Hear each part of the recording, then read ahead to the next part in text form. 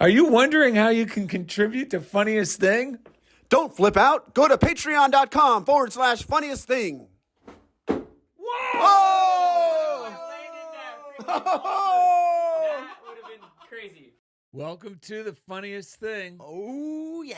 where each week we share stories about how stepping out boldly always leads to better than expected outcomes. You are not kidding. I'm Darrell, I'm Ed. and we're broadcasting live from CHOBO Studios in beautiful Downtown Van Nuys. Yes. Hold on. I got to talk to our side piece. What's up? Indy.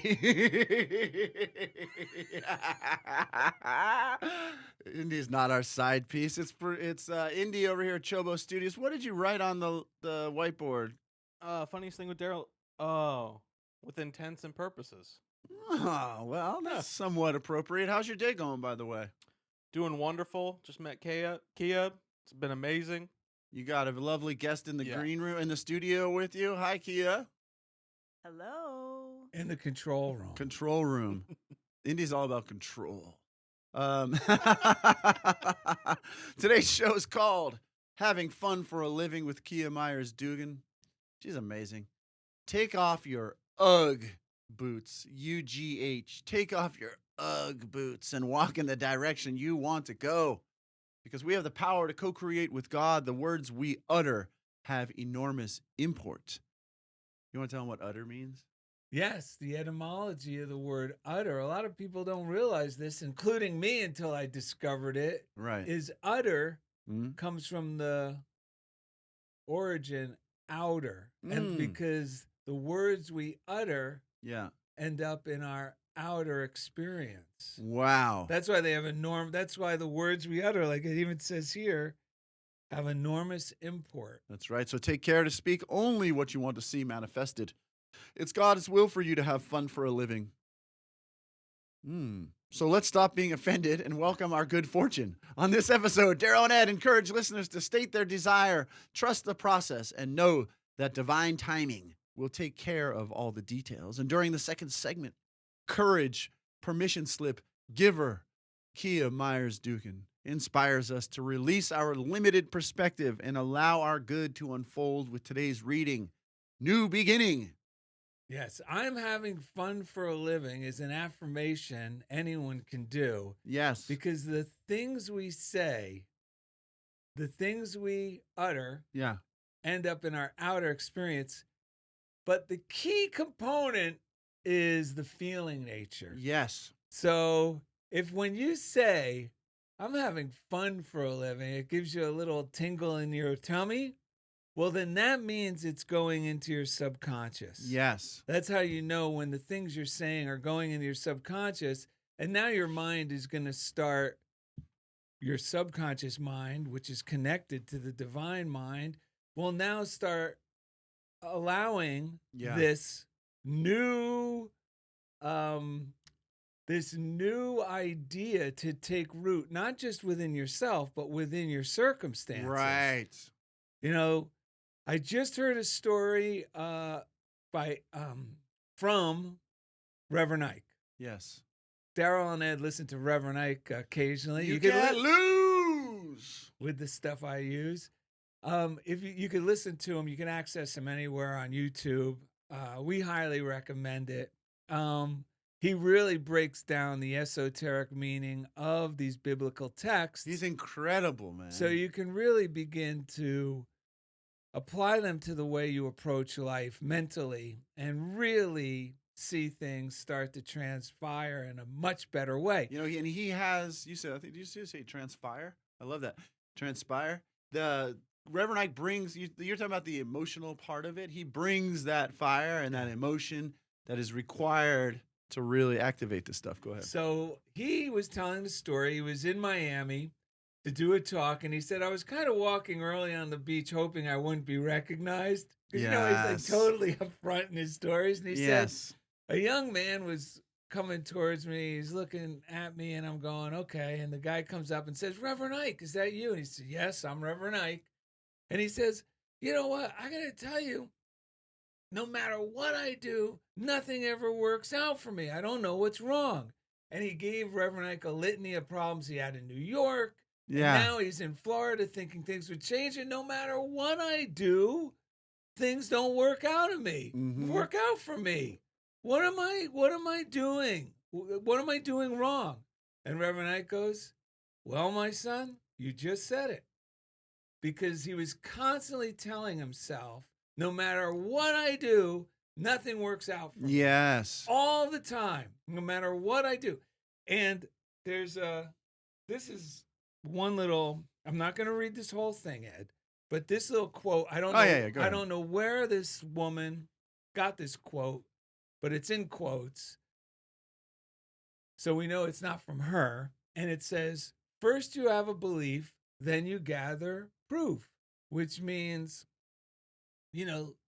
what's in our minds when we affirm things over and over, all of a sudden we start gathering proof in our own experience. Right. By the people, places, and events that start to happen around us. It doesn't just happen. And you know what I realized? We have the power to co-create with God. The words we utter have enormous import.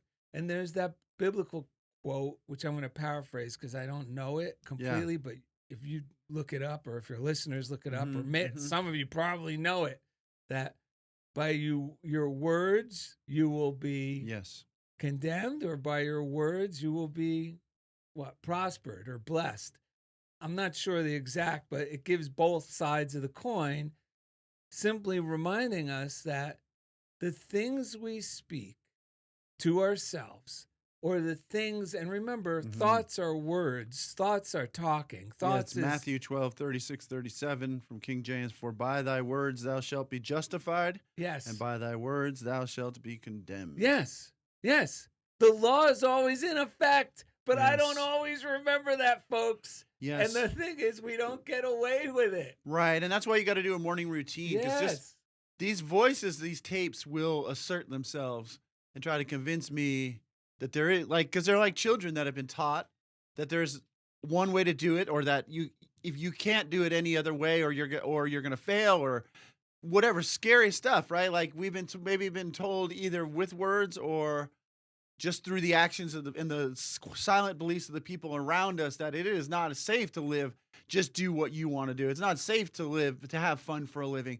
So these little kids these little voices inside will come forward and be like, Ed, you're having fun for a living. We learned a long time ago that leads to danger. It'll never work. So, but when I do a morning routine like I did today, then I get to insert a new voice into the conversation that says, I know you thought that before, but there's a new sheriff in town. There's a new divine law. Don't worry. You guys go out and play and have fun, and we're going to get richer than we've ever been. We're going to have more success than we've ever had, and we're not getting in trouble anymore. We're going out and we're living and we're blessing. So the morning routine where you meditate, some form of meditation, inspired reading. We start with the inspired reading, slide into a little meditation, and then do some affirmative prayer, even if it's in the form of writing an inspired to-do list or writing down an affirmation for the day. Darrell and I both do things like this. And then, because this gives us our best shot at having a new day. And then the way, like yesterday, my day started out like, yeah, I know what's real. And then like 20 minutes later, I was like, all these voices came rushing forward, and it turned into a tough pill to swallow. But because I had set this thing in motion, I learned a lot from the whole day, and I gained a new insight. And even though it felt almost worse, I actually made a lot of progress, and I lived a far more expansive, prosperous, fun day than I would have if I was just operating on these unconscious patterns. Because I've been stepping out boldly with work. Darrell's been kicking me in the behind because he's unwavering, because he's not the type, oh, it's okay if you suffer today, Ed. We'll still be friends. He's not going to want to be around that. It's like I was saying the other day, Darrell has the ability to make something sound so distasteful that you never want to do it again.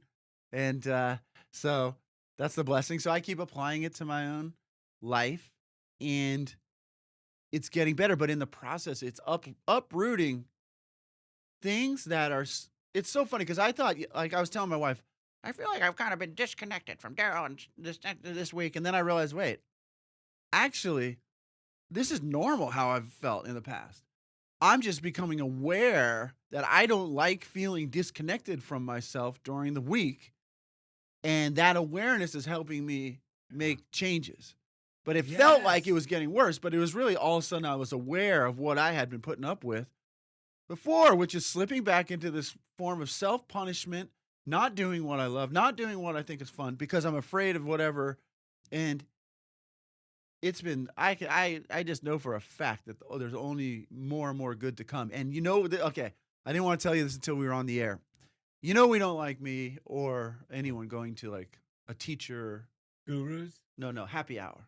Because it's an oxymoron. Calling teachers getting together is typically, if we're after school to drink, is usually an oxymoron to call that happy hour. Usually it turns into commiserating and just, and I don't really drink anyway, so it's like. Victim hero. Yeah. So, but there's only one type of gathering that I go to like this, which is when my staff, there's 3 teachers in the special ed department at my school. We get the aides together. I mean, when I say we, thank God, Mama Bear, Angelica, who I work with, and Christina, they put this thing together. But I join, and we treat the staff that work for us with us to food, and they get the first round of drinks, whatever, So I go to that one because when I show up, it's like I know they love me being there, and I'm kind of just like blessing the situation.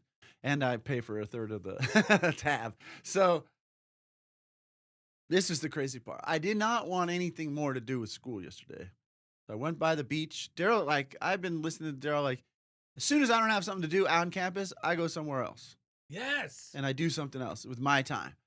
And so I stopped by my wife's shop in Playa del Rey. It's called Vivera Boutique, which I think is going to continue now because for a while it looked like it might close, but I think it's going to continue. But I went there. I saw her. We talked. I started to feel good again. I kind of dumped all the crap I was feeling. I said, and then I was driving out of there and still not sure if I was going to go to the happy hour. And I happened to be going right in that direction. And it's totally not my kind of vibe. It's it's called the Yard House on Maxella, in the marina over there where the Barnes & Noble used to be. It's kind of like an Orange County vibe inside there, a bar with all these tables and stuff. So this is the thing I've been talking to my wife about. It's about having fun for a living is about staying connected to who I am more of the time. Yes. So I walked in there. I think I read a quote that Susan Hodgson had sent us, and I had sent an affirmative prayer back to her. And we're still connecting with myself. I went over to the shoe warehouse, looked at shoes for a minute, just stay in the flow. This is where it got crazy. I sit down at the table. It's a super long table. There's like 20 of us. And I see this guy, and I'm like, that guy looks like a guy I used to teach with, but he looks younger, like the actor version. Uh-oh. So Ed saw what could be his positive future, I guess. Oh, my God. So finally, he's our waiter. I go, dude, did you used to teach? He's like, yeah, I taught at Lynn Howe with you like 3 years ago. And I was like, holy smokes. I said, you look so much younger and happier now. And he goes, yeah, well, I had some issues with administration and this and that. I talked to my wife. Suddenly her job went from part-time to full-time. Yeah. I'm now working only full-time, but we're making more money than we ever have. Yeah. So, whoa, for me. But the other thing was, so then he talks to the manager. The manager used to teach preschool, doesn't teach anymore. The manager starts sending over free appetizers. Yeah, of course. And the whole thing just turned into this connected, having fun for a living. I was enjoying, my staff knocking it back. They're telling us how much they love us, and they're having fun, and how much they just appreciate loving us. Because this is what I realized too this week. Having fun for a living is really about giving. It's not I get a lot, but I have to be in a giving state to be having fun. If I'm not in a giving state, it means that I'm not valuing what I have to give.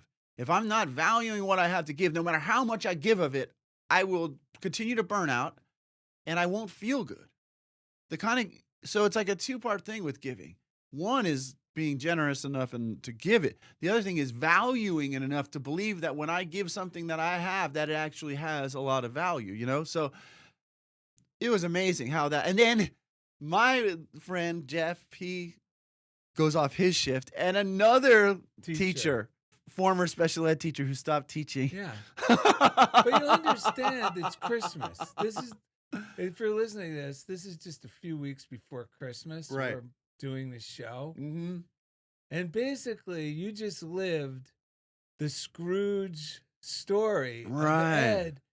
You don't have to have Yeah. this corporate Yeah. to be a grown up and be okay. Yeah. You can make a lot of money doing a lot less because you'll be a lot happier. That's the key. Yeah. So It's transforming my life too. I just want to say but that it's you've like, got to believe this. Yes. You will make a lot of money doing a lot Yes. less because you're happier. yeah. It's always been the case for me. Yeah, and you know the other piece that I learned this week that I shared it the other day. I'll do it quickly, but the verse where Peter is walking with Jesus and they're walking to some city, and Jesus asks Peter, "Who's everyone saying that I am?" And he's going, "Well, they're saying you're Elijah, the prophet. They're saying you're John the Baptist." Now, like a reincarnation or something. And I thought about this. The reason that's important is because those are people who talk about the coming of the Christ. They're saying it's Future. coming. It's coming in the It'll future. come in the future. But not now. So then Jesus turns to Peter, and Peter represents our faith and discernment. And he says, "But who do you say that I am?" And he says, "You are the Christ. You are the Lord. You are the law." And so this week, because I've getting like under this hypnotic state, because it was grilled into me from a very early age that it is not safe to have a fun for a living. You have to have this type of a job. So when I go into that place in the morning, it's like I forget everything, But this week I just kept going, "Who do you say that I am?" Because even though I wasn't able to fully conjure up like I am free and like leave in that moment, but I'm working toward that. At least I wasn't condemning myself because that's another story that talks about the development of our faith when Jesus says to Peter, "Before that cock even crows, I guarantee you're going to deny me 3 times." And Peter's like, "No way, I never will." And then he woke up in the morning. He's like, "I got to go to my job at the district. Who's Jesus again?" Oh, no. Who is Ed? I Yeah. forgot who Ed was. Yeah. I'm going to go to this job I don't like because my mom said this Right. is the way you do it. Yes, that's even more exact. I'm not going to be Ed today. That is fantastic. I'm going to be Eeyore because Yes. that means my mom will like me. Right. Right. That's so true. And mom's is nowhere to be found at this point. And she's thinking about totally other things. And that's why Darrell was so blessed to have like military guys go, "Wait, you're still talking about your dad? Is he here?" You know that No, story I you always know. tell? Yeah, it's amazing. So, but I'm living, I'm learning, I'm getting more and more free in my mind. And it's just a matter of time. By the way, if anyone's on YouTube and they're wondering why I'm wearing this red jacket, because I'm going to take it off. It actually was my wife's grandmother, a good friend and friend of the show, Gigi. Actually, she's left her body at this point. She's still with me, and I felt like she wanted to give us my wife and I a hug. I grabbed this jacket. Where's this red jacket come from? And it happened to be her sorority jacket. And if you're on YouTube, funniest thing with Darrell and Ed, you could see it. It's I felt like she was hugging me today. Plus, it was a little cold. It was keeping me warm. But I'm going to take it off now. But love you, Gigi. And that's what they called great grandma or grandma. So, but anyway, yes. That's a lot. That was a lot. Yeah, but a miracle, man. The whole thing at the Yard House last night was wild. It was so good. Ed got the story from Charles Dickens, Christmas. It's incredible. And I almost, part of me is almost not connecting the dots of how crazy it is that every one of those people used to teach. And they were younger, happier. That's what I mean. It was the ghosts of your possible insane. future. Yeah. Dude, it's insane. I'm so excited, man. So, yes. Well, this is the thing, folks. You do not need a psychic or a prophet because we are our own prophets. Yes. With the things I say about myself. So this week, yes. well, let me just tell the story. So this week, Lori got excited. That's my wife, folks. She wanted to get a piece of exercise equipment for the house. And when I leave my concern out of the picture because it's not really me. Right. But it feels like me sometimes going, oh boy, here we go. Another piece of exercise equipment. That means we like it for 15 minutes and then it's a coat rack. Right. So, but I didn't. And I started getting enthusiastic about, because I didn't go in there, I started getting enthusiastic about her desire for her new piece of exercise equipment. Oh, I love that. And she was online. She talked to a guy already. I mean, I was like, oh, okay. So I'm going to go in the direction the horse is going. And every time I do, with joy, magic happens. So first of all, I'm going to let you know how judgmental I am. Just so you know, we're not perfect here at Funniest Thing, folks. And that's why we use these tools on ourselves. So we're driving to the location. It was in Hawthorne to get the exercise equipment. She was telling me they're refurbished and they're, considerably less than new and all this. But it was still a considerable amount of money. Right. But at the time, I was like, this is nothing. $2,200. I'm going, this is nothing. Yeah. Well, you don't know how long you're going to live. When I'm in that space, man, magic happens. I'm going, that's nothing. I got a credit card. Why not? Look how happy she is. This is going to be good. Right. So she goes, yeah, I've been telling you, she's been so nice. And his name is Ahmed. And our mind's going, oh, no. Just because it's not like Jack, Fred, my brain starts thinking, it's just an unusual name. Yeah. So I'm going, that's an unusual name.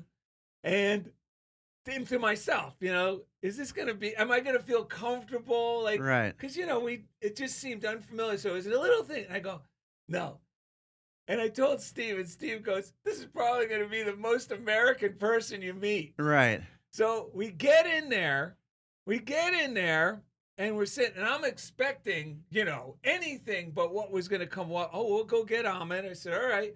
All of a sudden, this young guy, young, happy, fit, in his, I don't know, it could have probably been like 27 or 28. Right. He had a fraternity jacket on from when he was in college because it was a little cool that day. Right. So this guy is so nice. He brought out several pieces. He's not like a schwarmy salesperson at all. Oh, man. Turns out to be like the most, if you wanted to do what's an example of what would be the best representative of just an average good American, that would be like an ad to go around the world. Right. It would just Ahmed. It would be Ahmed. So Lori goes, wait a minute. And she says the fraternity name. She goes, oh my God. Her boyfriend from high school ended up being in that same sorority. Oh, wow. As this guy. I'm not fraternity. Fraternity. Gigi was in the sorority. Ahmed, fraternity. This is a fraternity. That's funny. We were just called frat guys. I know. We were just called frat guys. I want to be in Ahmed's frat, man. So anyway, we buy it. I get a military discount. Wow. 10%. We buy this thing. They're going to deliver it free of charge. And I'm high as a kite. I'm like, that was great. I go to bed, and when you wake up at 3 a.m. to use the bathroom, that's when the fears start coming. Yes, the buyer's kind of because the remorse. subconscious mind is actually during your sleep, folks. Remember this: if you wake up in the middle of the night freaking out, or if you wake up in the middle of the night and you try to go back to sleep and you start thinking, oh, what about this? What about that? It's because when we're asleep, our mind is now sorting itself out. That's why if you don't sleep, you start getting so true in bad shape. Yeah. Because during that time, it's going through, oh, this can be thrown out. This is okay. Right. But what happens when we wake up, our conscious mind now sees this mess in the living room that the subconscious threw all these papers out. And we don't know, half that stuff he's going to throw out. Yeah. So I'm like going, oh, shoot, So true. that was a lot of money. And was that really worth it? Holy cow. And my mind is doing terrible things. It's going, shoot, that's like $200 a month for a year. That's like going to an expensive. And I go, Darrell, stop it. Stop it. Stop it. Stop it. You always have more than enough. And you always end up, whenever you spend this way, something comes back. And my mind was trying to stay negative and go, yeah, well, you're only getting, I taught a class this week. Just this week, I got paid $400 for an hour workshop. Mm-hmm. But my mind now is telling me, well, that's not a lot. Right. This is Of course. This came to $2,500. Yes. So I throw it all out the window. I go, no. And this is the thing, folks. I'm having fun for a living. You got to tell our minds what is true. And this is what I know for a fact. And this is why cognitive behavioral therapy works, is because thoughts that aren't true feel bad. Yes. Thoughts that are true feel very good. So me mulling over, this was a very expensive purchase. Now what? What am I going to do? How am I going to make up for this deficit? None of that felt good. And if you use cognitive behavior therapy, which is basically using these same techniques that have been around for thousands of years, they're in the Bible, they're every spiritual book. It's just worded differently. Similar to the Byron Katie questions. Yes, which Mm-hmm. are, is this true? Can I prove it's true? How do I feel when I think about it? Which also includes what other thoughts go along with it.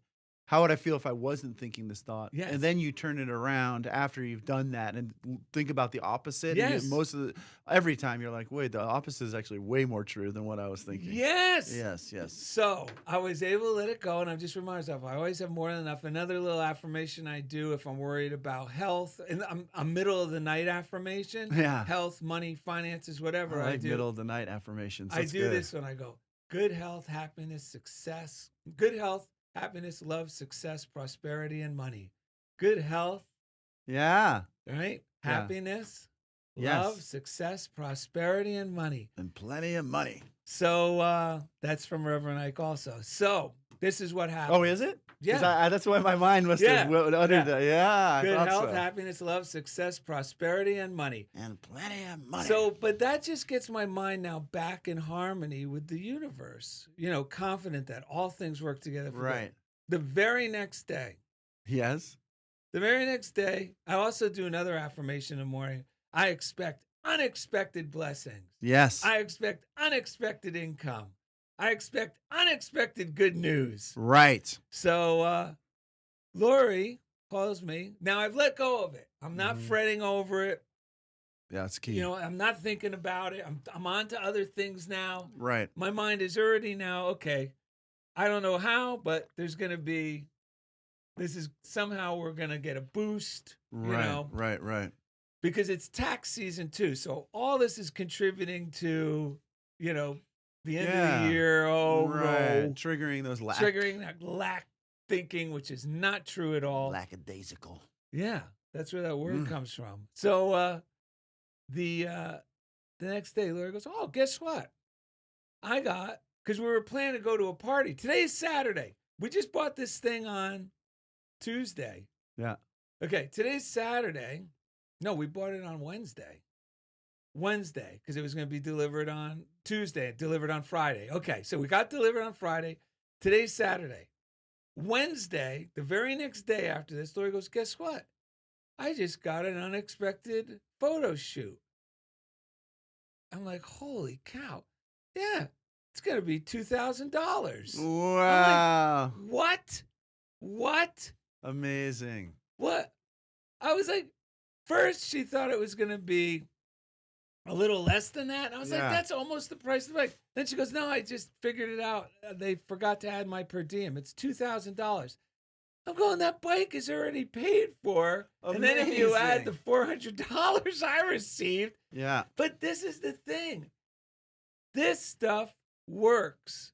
And if you practice it often, and it has nothing to do with me being special because I started getting in the habit of living this way because I was blown away, 37 years ago by a man named Mike Duggan. Mhm. Every day I was like, this guy, I would watch him joyfully expect Yes. things to work out, and they always did. And I was like, I want to learn how to do that. I want to learn how to do that. And that's what all these books are talking about. And guess what, folks? We're sharing how to do it. But here's the thing. It sounds so ridiculously simple and foolish to our reasoning mind. And the word daring means to go. I actually wrote down this definition for us a while back. We have to be daring. The word daring simply means beyond what my reason denies me. Yes. Dude, that's awesome. And there are no barriers. We create our own barriers within our own thinking. All right. That is amazing. That's an amazing story. I know. One last thing. Yeah, go ahead. The same night, I also had a fearful thought about jury duty. Yeah. And I put that little twinge. I don't want to have jury duty. And guess what I got the next day? I got a jury duty summons. Oh my God. But now I had to turn that around. Yeah, you bless it. And really bless it and enjoy it. And now I feel like an excited American. Yeah. This is not how I felt when I was worried about jury duty. I was like, how do this is my whole routines. That's a race consciousness thought I'm for sure. No, I'm going to be a good American and show up. It's in Santa Monica. Jen went in there one day and said she came away so inspired by that we have the system in place. Yeah. So Norman Lundy, You Unlimited, quickly said, I am moving into greater happiness. That's an affirmation. I am moving into greater happiness. No one has ever become so happy that he couldn't be just a little happier. You see, you've already done so much for your own consciousness. You are on the path to achieve a greater life through affirmative, right thinking. Stay with it. You soon will begin to prove yourself constantly that it works. This is living. When we are happy, God is happy. Yes. Because we are then expressing him in all his creative joy. He is delighted when we work out his design for us with all the beauty he intends us to have. Reach for it. It is yours. And then Lois Conklin sent us a card. If you're on YouTube, you can see it. The quote says, love your life. Take pictures of everything. Tell people you love them. Talk to strangers. Do things you are scared to do. Make sure your life is the best story ever. Hi, last two shows were super and meaningful. Keep on going. Love, Lois Conklin. We definitely love you, Lois. And we got some stuff from Leslie Laird. We'll look at it when we bring Kea in after the break. Yep. Coming up next, Courage Permission Slip Giver. Courage Permission Slip Giver. That's what we all need is permission to feel courageous, to live from our heart, live from our joy, have fun for a living. Yes. Kea is going to inspire us to release our limited perspectives, allow our good to unfold with today's reading, which is New Beginning. And she brings a whole lot of other great stuff. So thank you for listening to Funniest Thing with Darrell and Ed right here from CHOBO Studios. Who's hiding behind that bush? All right, welcome back to Funniest Thing with Darrell and Ed. Today's show is called Having Fun for a Living with our good friend, Kea Meyers Duggan. Before we, I want to say hello, exactly. Hello. Hello. Thank you for having me. Oh, my God. We are so happy to see you. Yes. There was so much energy coming out of the green room when I walked in. I thought Indy was arguing with his partner. And I was like, I don't know if I should go in. But then I noticed it was joyous. I noticed it was joyous, and I came in and I saw the beautiful Kea. So nice to see you. Thank you. Glad to be here. Yes, we wanted to. Darrell has a quick little reading that goes From along. Anonymous. From Anonymous. Anonymous writes so many good things. Anonymous is one of my favorite authors. Yes. This Anonymous piece Yes. is power. Okay, here we go. And it's perfect for this topic. Okay, let's hear it. I take dominion, and it's read like an affirmation. Yes. So if you're listening, and if you're not driving, you can even close your eyes and listen to it. If not, it's just as effective. I take dominion over my thoughts and find my power. Sometimes it feels as though I'm a bystander on the sidelines of life, that things happen to me and I've no choice other than to accept unfavorable circumstances. But I can choose to empower myself by claiming my divine dominion. Yeah. And here it is, folks. My thoughts and words have power. In the past, I may have used that power haphazardly, unaware of my creative ability. As I have grown spiritually, I have come to realize power as one of my divine gifts. I can change my thoughts and replace defeating words with affirmative words of empowerment. Yes. Things may happen to me, but life happens through me. I am a divine being with power to create my life experience through my thoughts, words, and actions. And the Bible verses from John chapter 1, verse 12, but to all who received him, who believed in his name, he gave power to become children of God. Wow. Yeah. That power to change the way we think is so important. Otherwise, we'd all be kind of screwed, man. If we just had to go with the programming that was inside there, Yes. right? Yes. Yeah, I mean, I'm not going to read the reading, but Foster McClellan says that if you don't have this book, Thoughts for a Friend, pick it up. There's a reading called Your Greatest Selling Job on page 23, and it basically is this. Your greatest selling job is to sell yourself to yourself, to reconvince yourself that you are amazing. That's what we're always doing. And if it's true of me, it's true of everyone else. It's principle, this stuff we're talking about. It's reclaiming our divine heritage, which is just reclaiming the truth of who we are. I wanted to also, so Leslie Laird sent us a card and a box of goodies. Leslie Laird sent us a very lovely card that you can see she made it herself if you're on, what's it called? YouTube. YouTube, thank you. Yes. If you're on YouTube, if you're on YouTube and you've never listened to the podcast, find a podcast app. For crying out loud, it's 2023, man. Darrell and Ed, hope all is well in the land of fruits and nuts.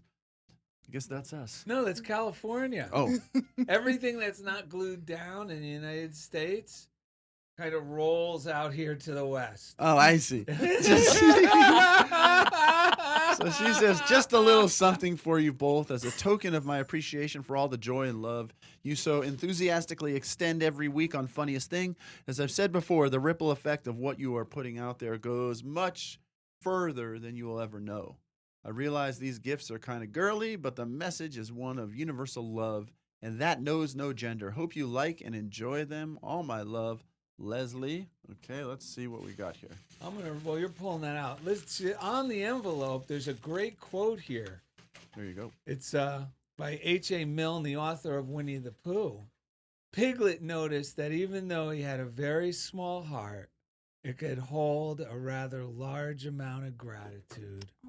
Aw. It's all right to cry. Oh. So what do we get in our little bag? All right, we got bags, and in the bags, these Mine are... says, give it to God. Oh, these It's a little tin. Oh, The you know kind what that the- might have a little weed in it when you're in college, but it says it's a prayer box. Be What does yours completely say? humble, Same as gentle, yours. be Oh. patient, bearing with one another. Be completely humble, gentle, be patient, bearing with one another. And there's it's a God box. Yeah, it's a God. You can mini write little God box. prayers on there. Oh my gosh, Leslie That's Laird. fabulous. You know what? This is a good idea. The mine says, "I am the Lord who heals you." Exodus 15:26. And this is what the kids call the good stuff. Thank Well, you. You know what else? I like that this is like this because if you're at home, a quick little God box can be made with an Altoid container Yes. and a little thing of Post-it notes and a small golf pencil. Yeah, this says give it to God for crying out loud.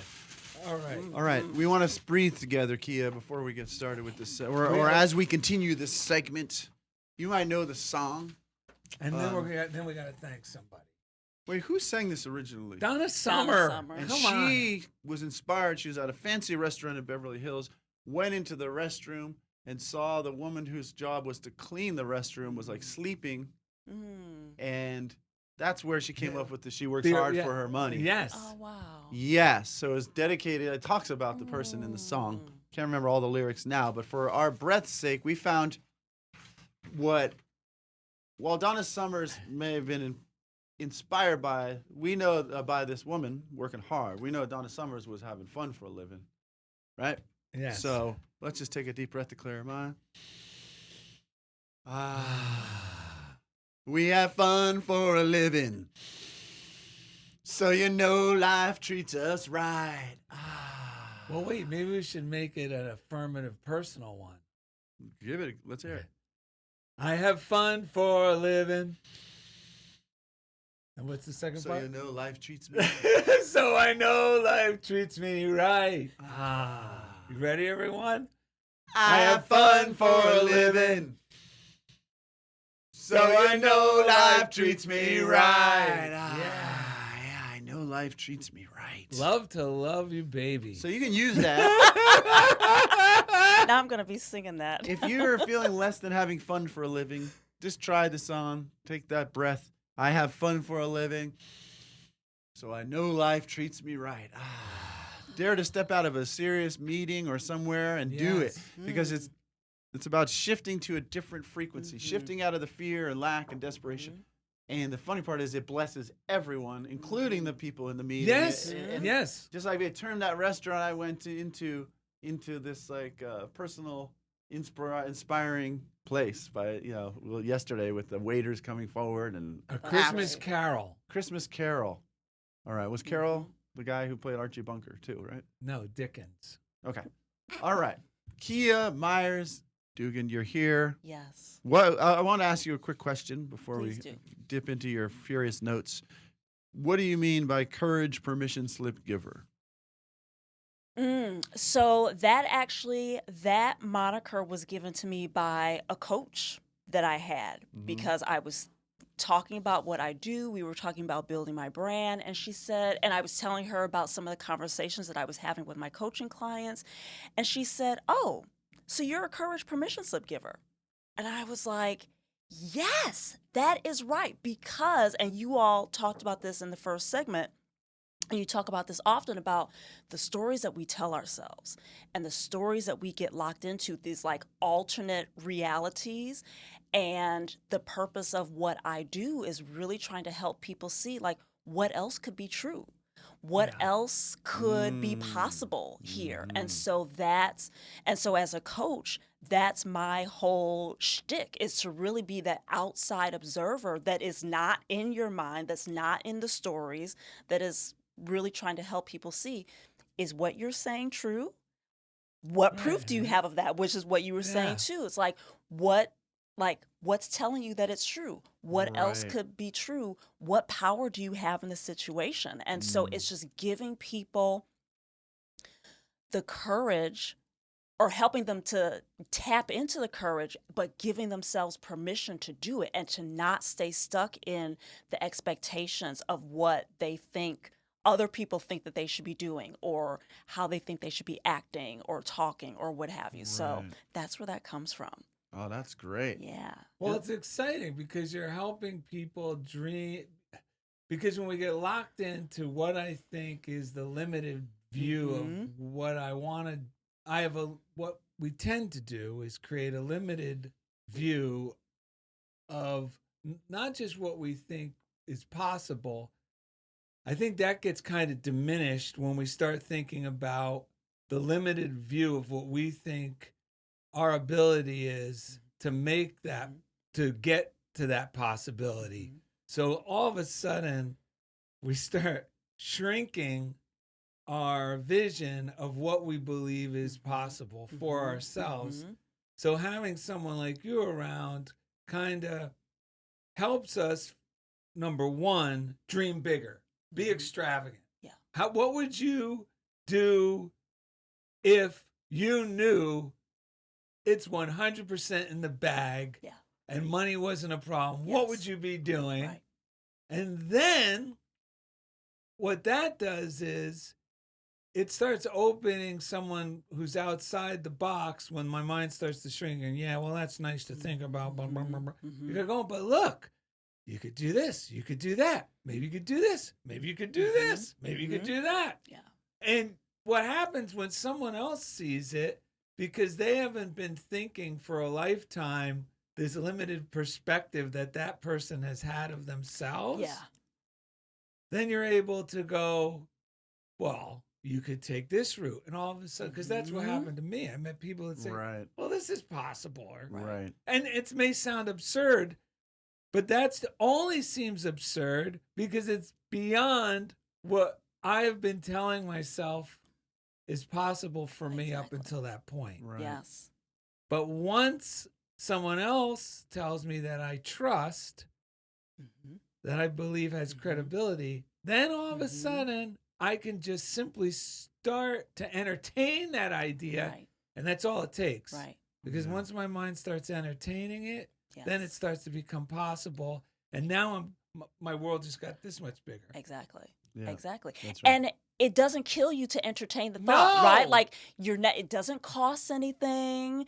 It's not, you're not committing or locked into anything. But that's what I find is such a common theme when I'm having these coaching conversations is people don't have a vision beyond the box. Yeah. And so that's one thing that's so refreshing about being able to help people to see that vision. And here's the thing, you have the vision and then we can start backing into it from where you are, right? Yeah. Like let's start with what you have. If your resurces are limited, Right. that doesn't mean you can't That's do right. anything related to That's your right. vision at That's right. all. So it's like, let's start with where you are and keep Yeah. going, Yeah. keep building on that so that people can see, okay, well, I didn't die. I'm not living in my car. I'm not eating cat food. And then Yeah. it gives you the strength and the courage That's right. to keep going and trying Yeah. something a little bit more. But you're having a little bit more fun. Yeah. I love this conversation, right? You're having a little bit more fun. You're sinking more into who you are, Yeah. your authentic self, Right. which opens up so many doors. I heard, in Yes. fact, I heard something the other day.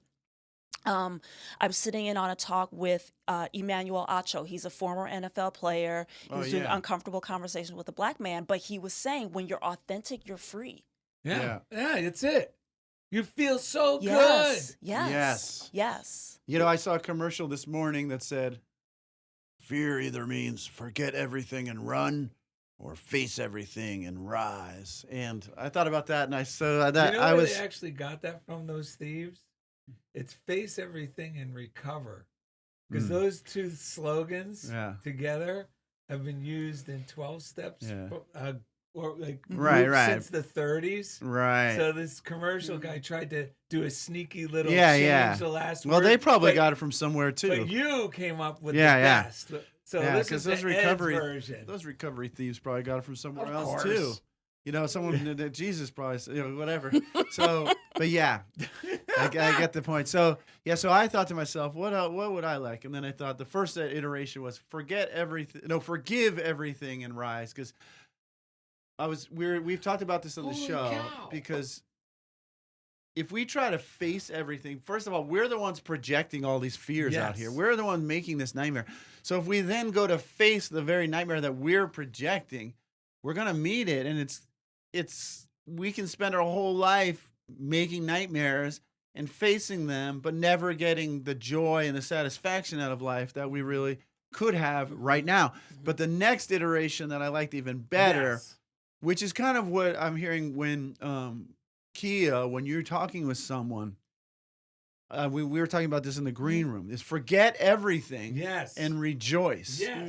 It's like, because you have to forget the whole scary Yes. story and rejoice in the stuff that's already here, which is the truth, and go from there. Because I was saying the stuff that God's got in store, the stuff with the inspired ideas that we have within ourselves, are not even close to what fear is telling. They're in a whole different Yes, literal yes, universe. yes. So forget everything and rejoice. I was talking to a young man, and what I told him at the end, because he was in a situation with relationships and stuff, and I told him, you got to let yourself feel and think about what you really desire. Because he was like, I can't do this because I don't want to hurt this other person.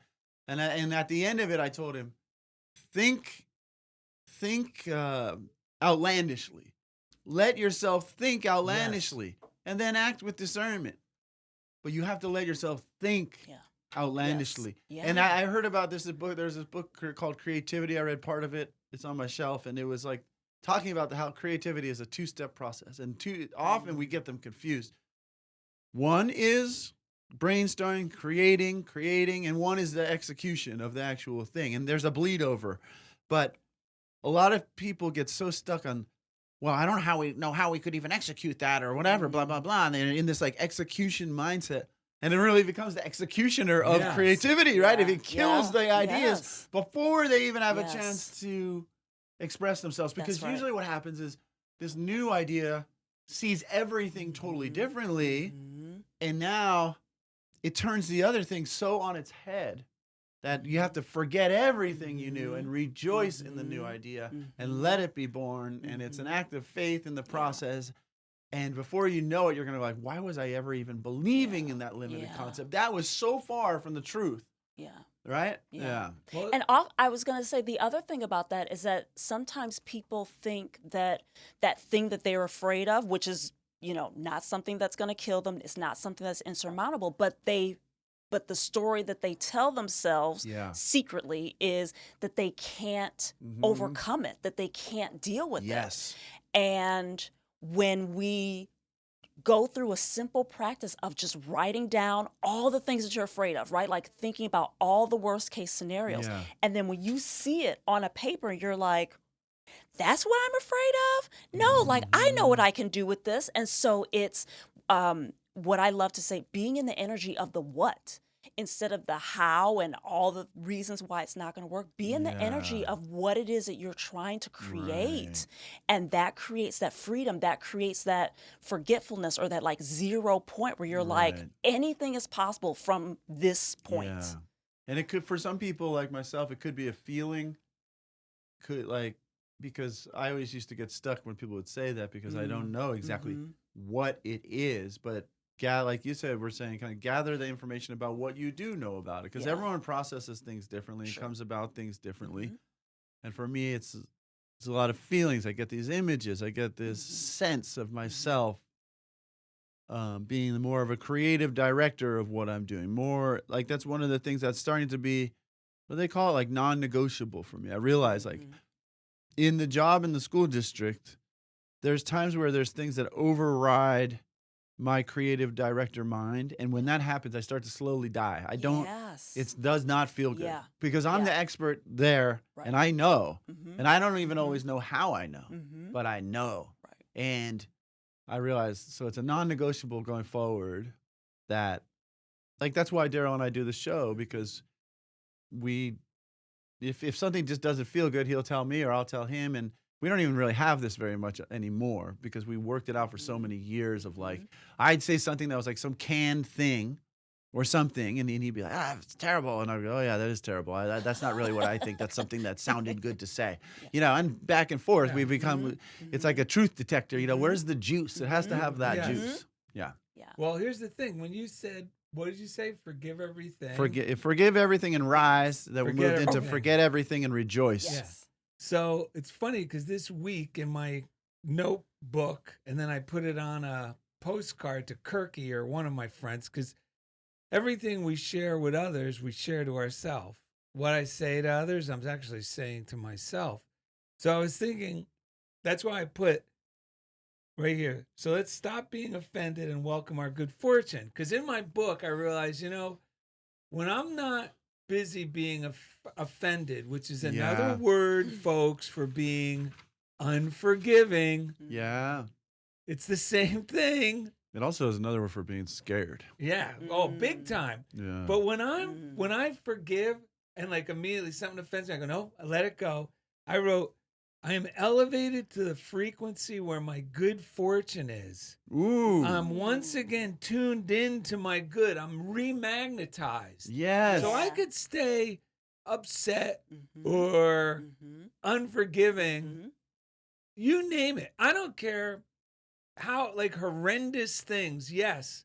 But if they're over and you're not in it now, if you're not forgiving, you are killing yourself. You are punishing the wrong person. Right. Yes. Oh And there was a old time English write up where it says, when a bee stings, he kills himself. And isn't it funny how many men are busy killing themselves like bees stinging others? Yeah. Oh, but here's the exciting part. Think of it this way. When you start feeling, even like, this driver, what about this?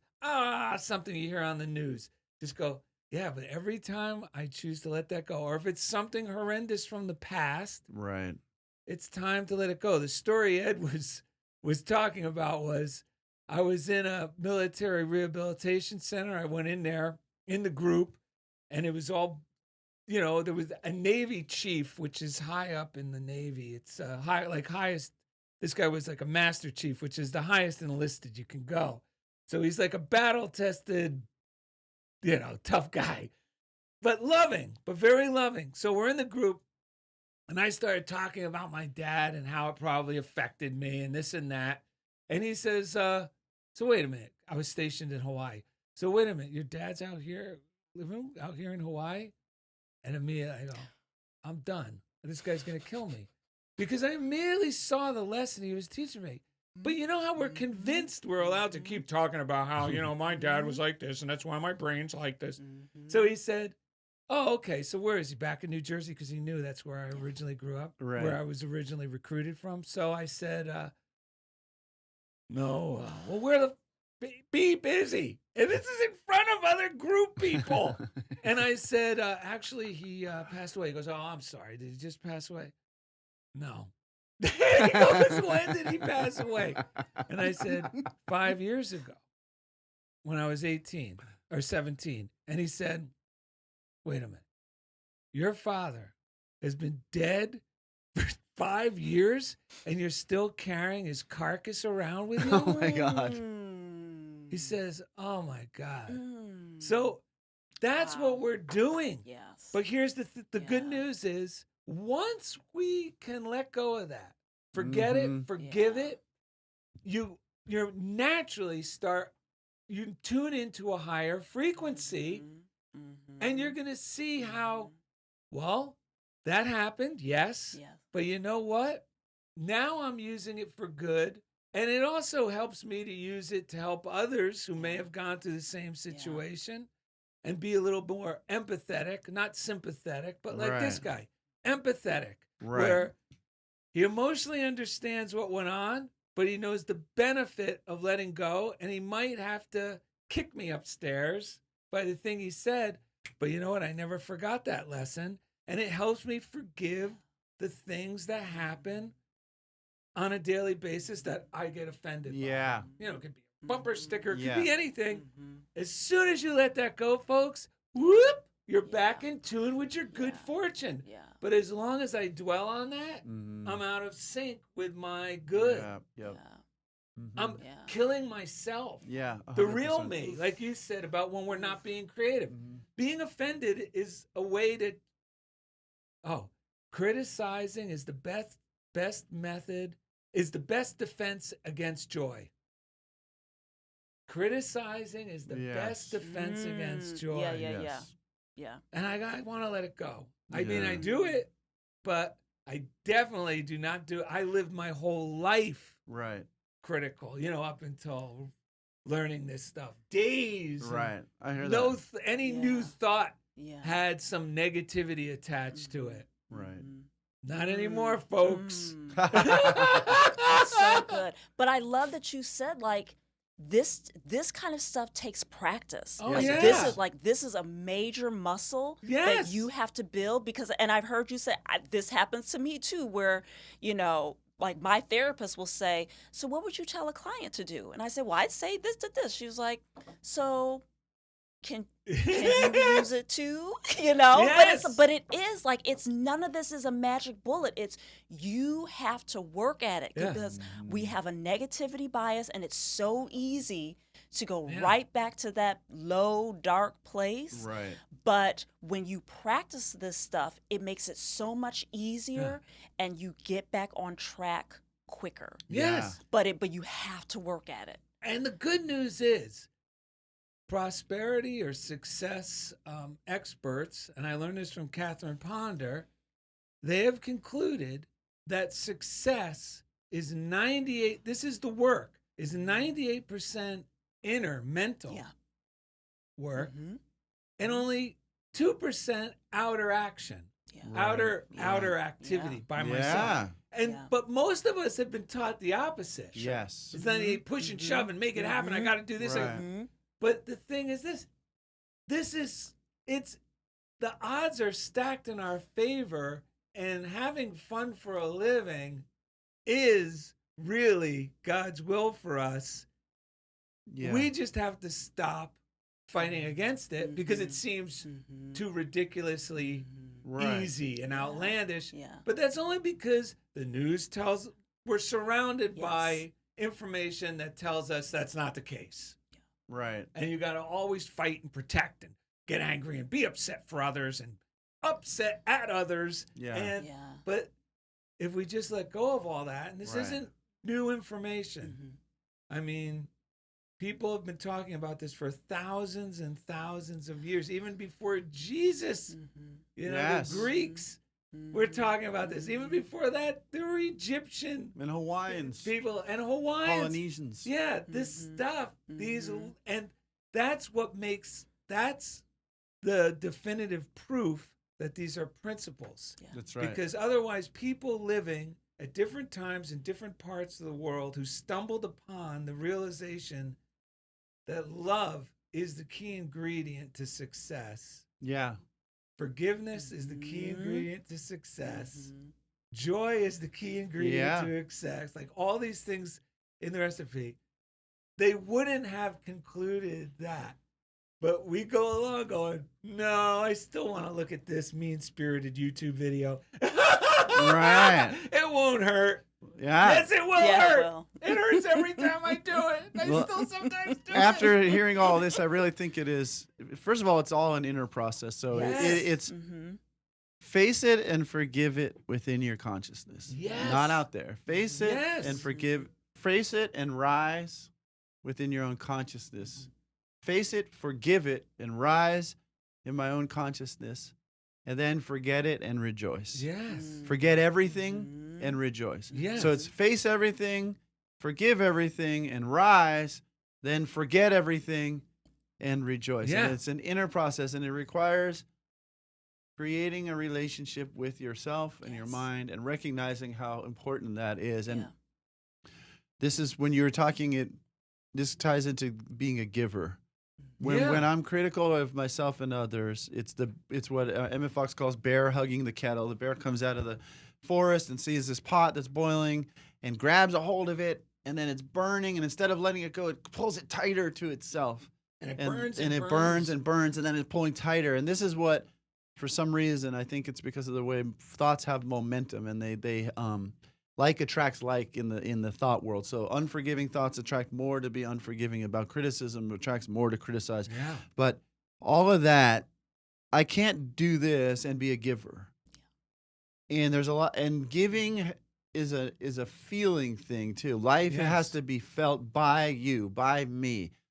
It's not a secondary thing like, I'm giving by going to this job, and but how do I? That's the subtler thing is when I go there. Am I really giving of my true self? Yes. Am I really an open conduit for my own joy to flow through? And so that, like this week, like I said earlier, I noted that old constricting feeling related to work, and it was like so perplexing because I was going in and out of joy, and then joy, and I sat down, I think this morning even, I said, okay, this has gone on long enough, because this little voice was telling me, you'll never let go of this one. You'll never be able to let go of these thoughts or these fears. And it was so like rationally, I'm like, this seems so outlandish, but it was an emotional, older pattern of going, you'll never let go. And I was just like, yes, I will. And in fact, this is going to be so easy for me. This morning, once I meditated and once I faced it, forgive and everything and rise, forget it. I said, in fact, it's going to be the easiest thing I ever did. In fact, I'm going to laugh at how easy it is for me to let go of this thing. Yes. That in that old me at 5 years old or whatever, in a house where everyone was believing it, that they couldn't let go of it. They were my God, And so that reality, there was a reality projected around me in which these things can never be released. They're too hard. They're too scary. Yeah. But I told that part of me, not only is it going to be easy, it's going to be fun. In fact, I've already let it go. What do you know? We already did it. And like played that way with myself. Yeah. And as a result, that part that we have a little kid who's is telling us these things, and we've been so used to listening. And it's all love. There's not judgment in that part either. It's all love, but it's like seeing that, oh my God, I've been listening to a scared 5-year-old kid that needs me to love him and tell him this isn't hard or scary. And it's not sacrilege to let go of that religion that was in your house, because the religion is what people were thinking, right? Like really believing, not where they're going and what were they believing and putting their emotion and investing, and it's like, I'm telling it's like, be transformed by the renewing of your mind, and you're doing great, and this is easy. Yeah. And I'm already feeling it. Well, I just want to say there's one Bible verse, because you brought it up, and I've been thinking about it a lot lately. It's from Psalms 27. Yeah. And it's a very praiseful one. Yeah. But in there it says, when my father and my mother forsake me, then the Lord will take me up. Yeah. And what does that mean? Well, it means exactly what you said. It means when these because father and mother means intellect and feeling. Right. When the Bible, the esoteric meaning, the father is the intellect, the thoughts, and the mother's the feeling. If you don't have both, nothing happens. But if you have the thought and the feeling, things work. Which brings us to the Lord, which could be replaced with the law will take me up. So when I can finally let go, and this could be literal and esoteric, right? When you finally can let go of these old thoughts, intellectual thoughts, and feelings that we have been told by others, well, then there's good news. Yeah. Because now you know how to apply the law. And not only that, but and the that law will take you up in the new direction. Yeah. And the law will take you up because the law is ever increasing good. That's right. And it's already happening. Yes. And it will pull us in the direction. Because I was thinking literally for me, because I could tell a real sad sack victim hero story. But the truth is, when my mother and father got out of my, left my life, mine and my brother's, well, then I could say, well, then if I want to use the word Lord as God, well, then God took me up, meaning there were new people and circumstances. I was never deprived of this ever increasing good. You got more of it. More and more and more. So it's amazing that you said it that way. Yeah, Ed. that's awesome. Yeah. So what I was going to say, and this is connected to that letting go, just recently, I was so locked into this one way of thinking because I was just seeing things one way, like things aren't working out. It's not going my I'm imitating. It's not going my way. Well, it's good to imitate like that because that's that baby that's voice. What it was. Yes. Yeah. And it was causing so much pain and discomfort and anger within me, and I was like showing up to the day mad and like I texted you, Darrell, about like, I know in my heart and in my soul that like faith is gonna take care of this, but I could feel the I could feel that just continuing to bring me down because I was choosing to stay in that like tension. Yeah. And I felt called, like I had to go into prayer because I'm like, something else has to be at play here. Yeah. It has to be. It can't be this. Right. Because I could feel like my soul dying every day. And so I did. Like I started that Sunday. I use a passion planner and it will say, what do you want your focus for the week to be? Yeah, and nice. I literally said vision. I said, Lord, please let me see what else there is to see. I know that there is something else. And so I started each day. So you talked about the morning routine. Yes.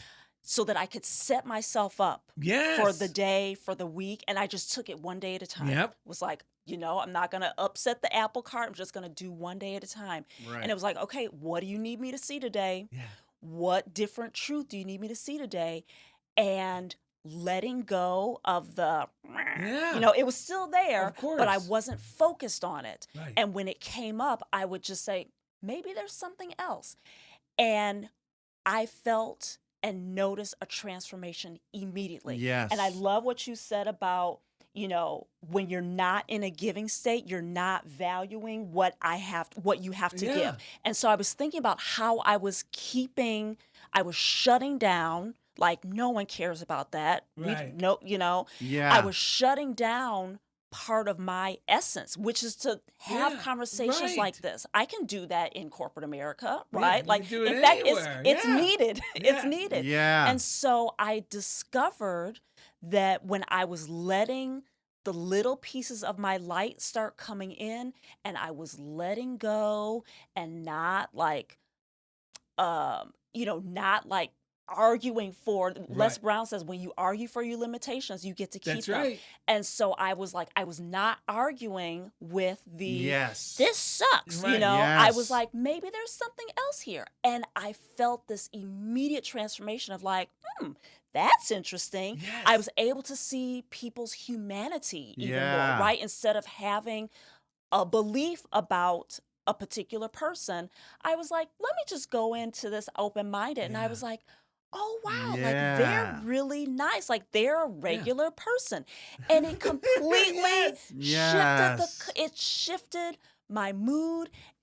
It shifted like feelings of abundance. Yes. It shifted to feelings of like, you know what? This is going to work out. Yeah. I'm just going to start with where I am. Right? I may Yes. not be where I want to be, That's right. but let's like Yes. what's going good Yeah. now, Yeah. and like just paying attention to those little itty bitty things Mhm. just in a few Yes. days time, it made a huge difference. Yes. But I had to be intentional about Yes. what else do you need me to see, Yeah. Lord, Right. please.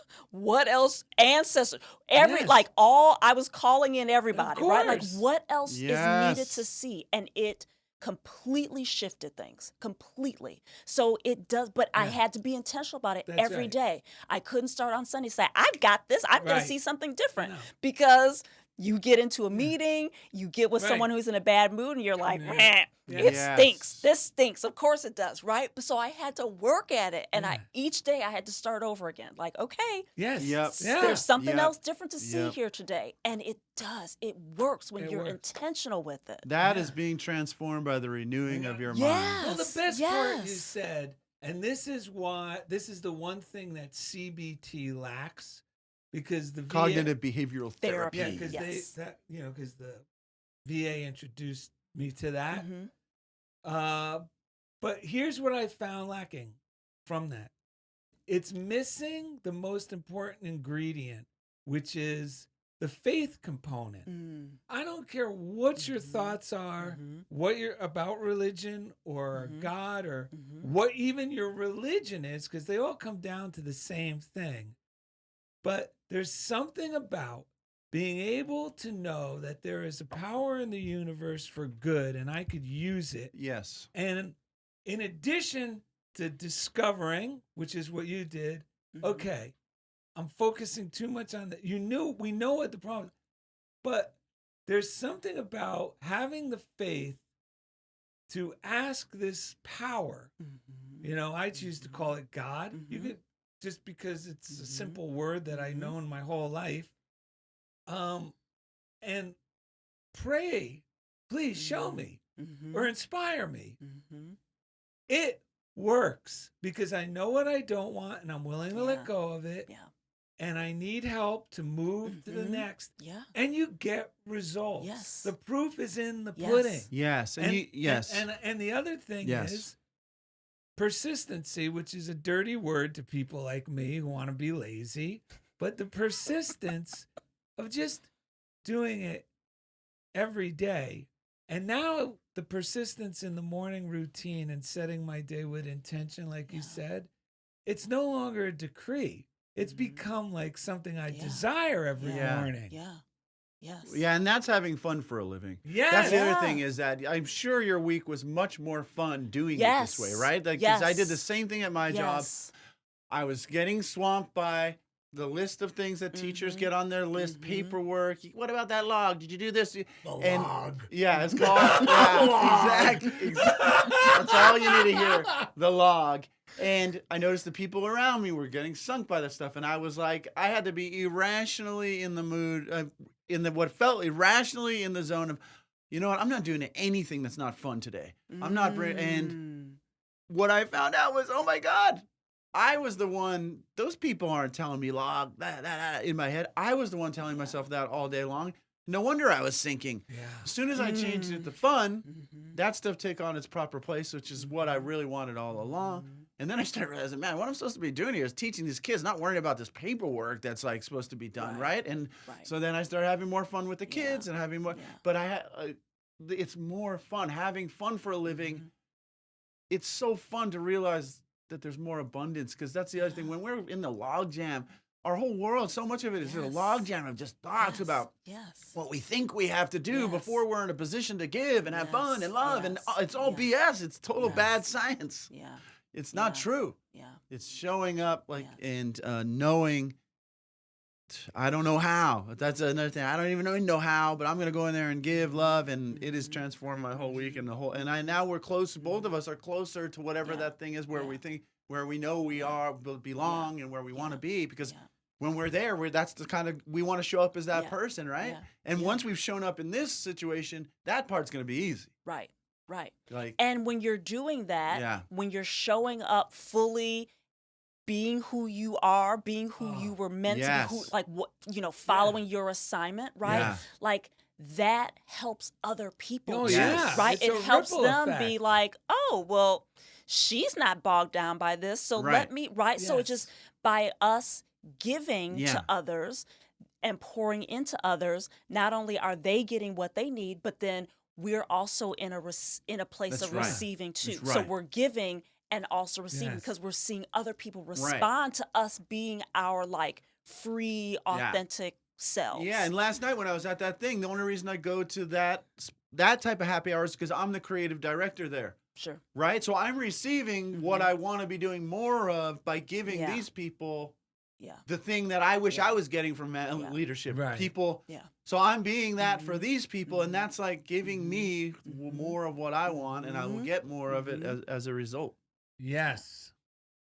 Do we want to get the anonymous reading in? Yeah, we have another anonymous We reading. could go all day. And then we'll Yes. thank Comfort. Oh, yeah. Hey, before you read that, we want to thank Jeff Yes. Comfort. He does the audio. He's out there in Kansas City, Kansas. That's He right. posts the audio for us, puts in some sound effects, and each week, He takes us right into the comfort zone. Yeah. All right. I hope he listened this far when he was. I'm going to tell him. So he puts in his jet. I'll tell The him. flyby. I'll tell him Love he's it. coming in at the Love end. it. All right. Okay. All right. My mind is filled with the all goodness of God. Today is the beginning of a new me.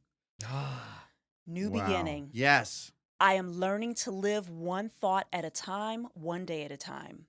Every day is the beginning of a new me. Just as a house is built one brick or one board at a time, I build my life one thought at a time. As I keep my thoughts centered on the attributes of God, such as love, harmony, peace, divine order, and wisdom, I know that my world will conform to my thoughts about it. I know that all things work together for my highest good. Whenever a troublesome thought or an unkind remark comes to me today, I banish it quickly and cling to the all goodness of God, the source of happiness and peace of mind. I pray, thank you, God, for your love, peace, and wisdom flowing through me. I am sustained, uplifted, and ready for the beginning of a new me. And the scripture is, be renewed in the spirit of your minds and put on the new nature created after the likeness of God. Ephesians chapter 4, verses 23 and 24. wow. That's the Wow. summary of the show, folks. Totally. Bingo bongo. Right on the money. Kea, where can people find you? You Yeah. can find me on Instagram at Kea Meyers Duggan. You can find me on LinkedIn, Kea Meyers Duggan. 2 G's? 2 G's, and also on YouTube. Nice. Kea Meyers Duggan. That's All Kea, making it correct? That's right. KeaMeyers Duggan. She knows how to spell it better than all of us, folks. Yeah. You can feel this good even more often. So follow Kea Meyers Duggan, reach out, work with Kea. Oh. We're so glad you're here. Thank you for Thank coming. you for the invite. I'm always so uplifted by our conversations. Thank Yes. you. This Oh. story didn't. We didn't gotta really see. spend any time with Okay. reviewing I this. think Ed does research with TMZ and finds Yes. stories about our guests, so we're not sure how this one's going to go over. Right. Well, Kea's always been one to explore the truth, want to know the deeper meaning of things. I'll be playing the part of Kea, ladies and gentlemen. Yes. One year when Kea was a young girl, she secretly followed a department store Santa to the changing room. The man came outside. She waited outside of the changing room. The man came out in his street clothes, and Kea yelled. I knew it! The man yelled, "Uh-oh. You knew what?" I knew that Santa wouldn't be able to keep an eye on all those girls and boys without a secret identity. She was such a sweet girl. I knew we were supposed to review this, but Kea got here so early. Oh, my God. Because he was wearing street clothes. That's his secret identity, folks. He was worried that Kea had discovered there is no Santa. But instead, she was so believing and positive and sweet. She saw it as, oh, Santa's undercover, watching us boys and girls in these contemporary clothes instead of his red suit. So like all good jokes that require a 5-minute explanation afterwards. In other words, all our jokes. That is the story of Kea and the department store Santa. Because I saw Indy was like, I don't get it. I was like, No, I know. It just wasn't funny. Well, wait a minute. Well, then you should have just put on a normal laugh because none of these are funny. You should be used to that. Once in a while, we actually tickle the funny bone. But This wasn't one of those times. the good news is we're having fun for a living.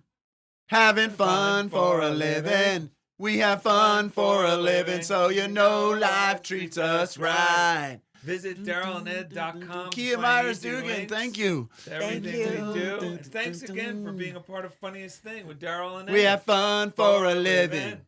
We so much fun for a living. We have fun for a living, so life treats us right. Yeah! Woohoo! $500. Really? See, $200 for you, sir. $100 for you. What the heck? No. $100 for you. No way. Are you serious? Yeah, I'll give you $100. Let's see what's in there. Of course. Thank you so much.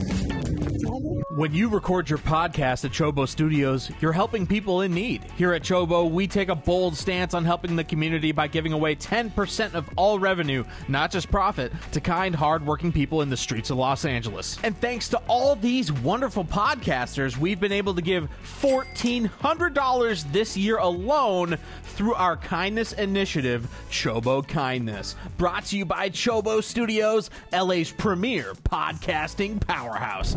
Follow for more.